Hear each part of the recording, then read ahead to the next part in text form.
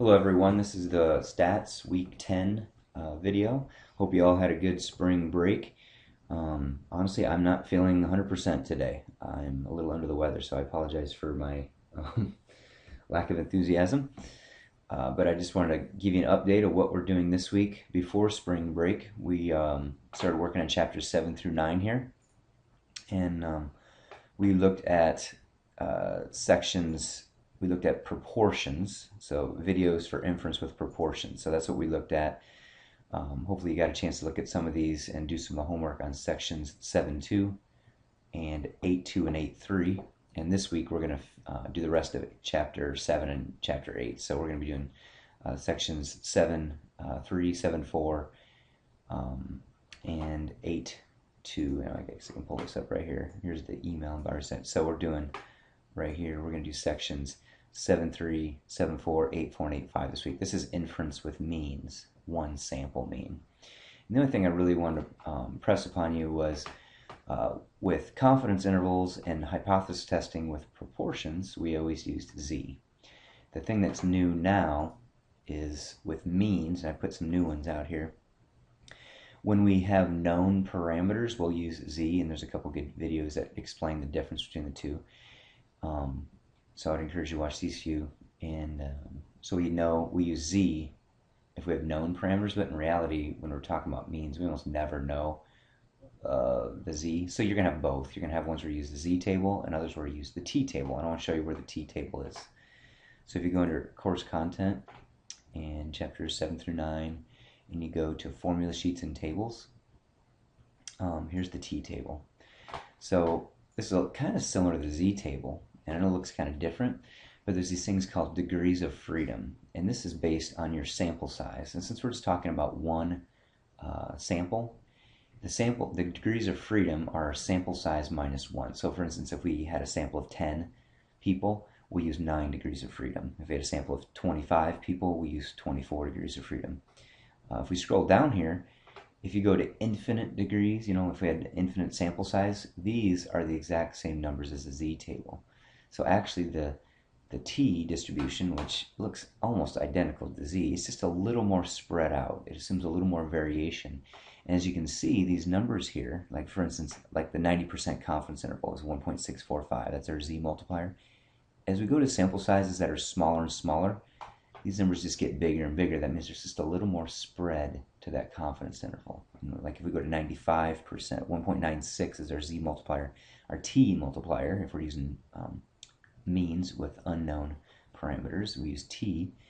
Notice these get a little bit bigger. So the smaller your sample, the more spread you have to assume, which makes sense that if you had a larger sample size, then you have less spread because it becomes more normal. So I want you to take a look at this. There's a good video on 1 and 2 tail probability. 2 tail is like when we do confidence intervals, there's always 2 tails. And 1 tail probability is when we just are looking for something greater than or less than. So hypothesis test is we're looking for an average IQ that's greater than 110 or something like that. And that would just be 1-tailed. If it's just not equal to 110, it would be 2-tailed. And you have to double those tails. So this is our first look at this. All of these homeworks are due on April 12th. And I also want to show you the formula sheet.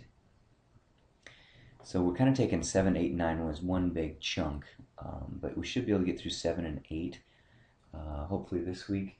Next week we'll start talking about 2 means and 2 proportions, the difference between those. That's the next step. And then actually we have 2 weeks to get through all that. So until April 12th, I think, is when our test is over these things. So this is kind of the most important stuff. So here's, if you have known parameters right here, known parameters, we're going to use Z. If you have unknown parameters, we're going to use T, which means instead of the population standard deviation, the only difference here is we know the sample standard deviation. Pretty cool story. This guy named Gossett, which he worked at actually the Guinness Brewery, was trying to figure out a way to test his samples without having large sample sizes, and he actually came up with this T distribution. He's the one who actually figured it out. Instead of naming it Gossett's distribution, so people wouldn't know he did it, the Guinness Brewery made him say it was the student's t distribution. So that's why we use t instead of Gosset's distribution. Essentially, it's the same shape as the z, or the normal. The only difference is it's just a little more spread out. So this is the new formula for this week using t here. And then if we go to the next one, here's what we did. We use z if we have known parameters for the mean, and here's what the real world uses is t if we have unknown parameters. So we use this sample standard deviation. How far away is our sample from what we thought the mean should have been? I know it's a quick rundown, but take a look at some of the videos I've posted. I'll be posting this week's notes. We'll be doing some homework problems, and don't hesitate to contact me. Shoot me some questions on Ask My Instructor. And also, the office hours are always Tuesday nights at 9 o'clock, and hopefully we'll have some good interaction there.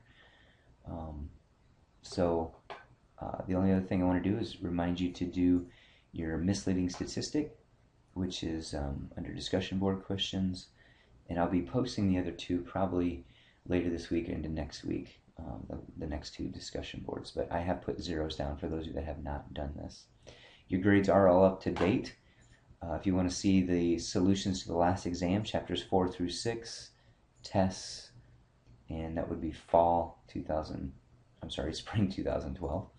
And then here is the test, the solutions, and the video going over those solutions. And your test scores are on Course Compass. And the last day to drop this class is Tuesday, March 27th, just tomorrow.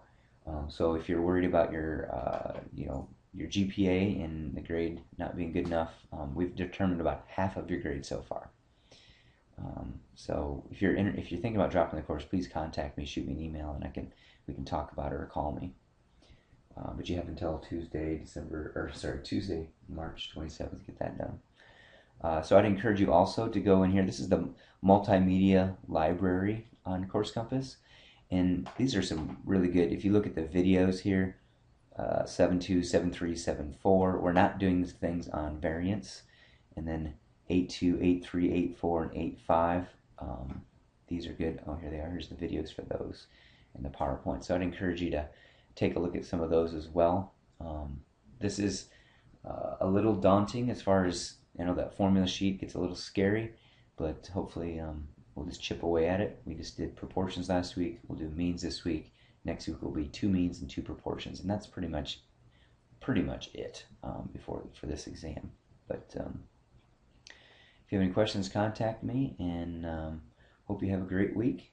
And I'll be posting more things on right here. If we go into course content, chapters 7 through 9, make sure you take a look at the class notes, and also the videos will be particularly important.